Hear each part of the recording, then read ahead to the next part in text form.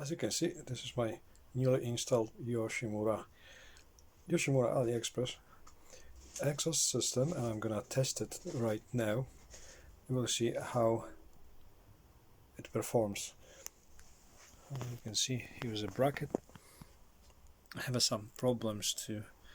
There's no manual with the exhaust, so I wasn't sure which way I'm supposed to choose to install this bracket. This is I think that's an optimal one, because I have a problem here. The exhaust is so close to the arm, as you can see, even scratch it a bit, so I have to find out how to make this gap a little bigger. So this is the only solution that I have on my mind. Well, there's two brackets, and I used the bracket number 2, which is perfectly fit to the original mounting. No problem at all to install this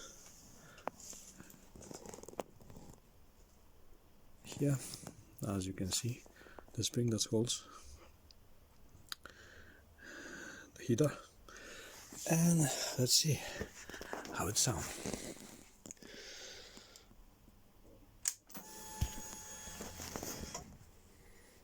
Clutch and go on.